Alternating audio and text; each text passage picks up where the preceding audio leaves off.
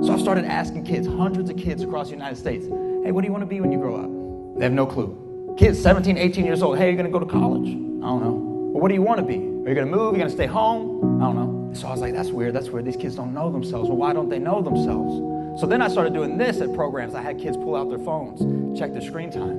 When I tell you that the average hours spent on social media is 9 hours. So then it hit me, it was like, okay, well these kids, they spend, 9 hours. We take 9 hours as an average. If you did that every day for the rest of your life, that'd be 10, 20, 30, 40% of your life watching somebody else live their life. So focused on everybody else, how in the world are you gonna get to know yourself? I was like, that's it. The kids are losing their identity through this device. Here's how to become one of the wealthiest families in America. First, set up a trust. Then buy a permanent life insurance policy. Make the trust the beneficiary so that your trust can become your family vault. Your trustees are the bank tellers that give out loans to your family when needed and charge interest until it's paid back. This will allow the family vault to support your family for generations to come without getting depleted. It's what the Rockefellers do. If it works for them, it can work for you. I have just 3 items to add. First, what type of trust? There's irrevocable trusts and revocable trusts. Rockefellers used irrevocable trust to keep the proceeds outside of the taxable estate. The second is who owns the life insurance. The content creator didn't really talk about that. She just said that the trust would be the beneficiary. If you follow the Rockefellers, they actually made the trust the owner and beneficiaries. The third thing is, what do you do generation after generation? You can actually task the trustee to use life insurance proceeds to purchase future life insurance policies for each member of each future generation. This is how you create generational wealth. I tell young people now all the time, I definitely tell my kids, if you are even fucking remotely a savage, you'll run these people over. This next generation, and I know that every generation thinks the generation after them is soft. They're savages in every generation. Right now, yeah, if you are even remotely a savage, you will run over every one of these kids in this next generation. It's easy to sit around and fucking cry about everything. Yeah. Get out there and get what you want. It's all out there for the taking right now. How do you develop the savage? I think you have it or you don't. You're born with it or you're not. If I was starting over in my 20s with no money or assets, here are the top 3 things I would do to get started in investing. Number 1, I would open a TD Ameritrade or an E-Trade account and immediately start putting in $25 to $100 a month and invest in index funds. I like VOO, VGT, and SLYV. Number 2, I would open a Fundrise account so I could start investing in real estate immediately. You can start with as little as $10 and I would add to this account immediately. This is a great place to get into real estate with very little money. And number 3, and this one is great, I would open an Acorns account. I love this app because you can set it to round up all of your little purchases. Then it invests that money immediately. I personally would set it to moderate risk. These are 3 great ways to get started with little money. Okay, so we have the plan. Let's go. Probably like 5 or 6 or something. I remember the first time I talked back to you. I was a brat that day. So you know what I'm gonna do? I'm gonna sass off to my mom. And I remember, you didn't say a whole lot. You waited for Dad to come home. And I remember what he said to me. He said, don't you ever disrespect my wife again. At that point, you weren't mom. It wasn't mommy. It was my wife. So you learned 2 lessons there. One of them's obvious, right? Don't disrespect a guy's wife. That's the obvious lesson. The second lesson is, hey, the moment you gain some agency, some strength, some ability, and you decide to use it to be a tyrannical jerk to another person, guess what? You're going to be met with contention. Good men are not just going to sit by and allow you to use your ability to do ill towards others.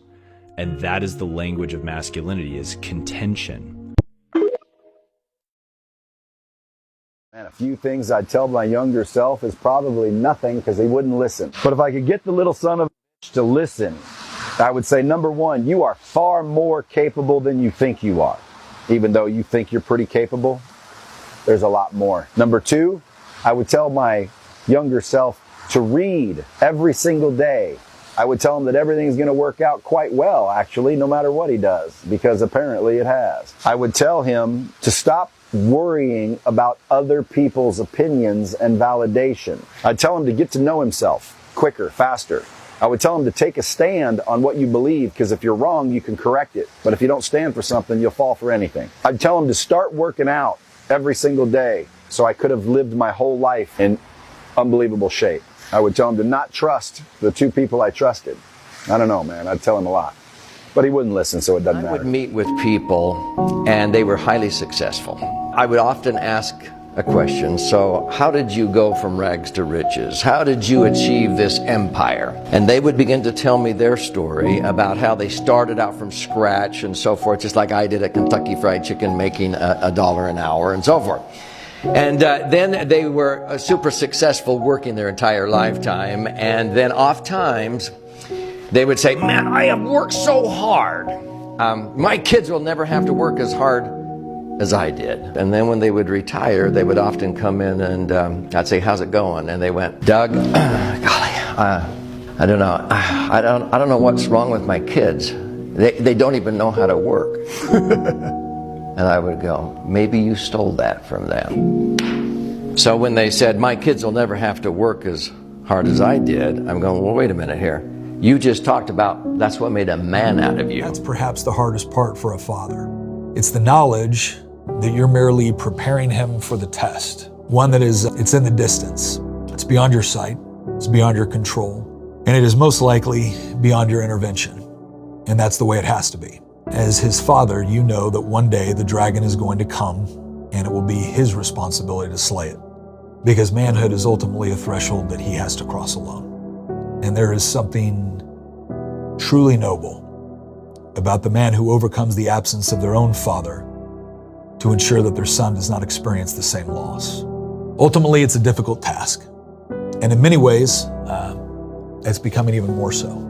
But when I get tired and when I get frustrated, I imagine a future moment, maybe in my den one day, where my time will come where I'm not the son, I'm not the father, but I'm the grandfather. And I will have the opportunity to sit alongside my son and my grandson. And I wonder what their stories of triumph and challenge might look like. And when I think about that, I then get up and get back to work in order to make sure that I've done my part to prepare them for that moment. There's a moment when every boy realizes no one's coming to save him. And that's when he becomes a man. And some boys never get there and stay children forever. Whether you like it or not, your father is the only man that will be truly happy when you are better than him. Think about that for a second.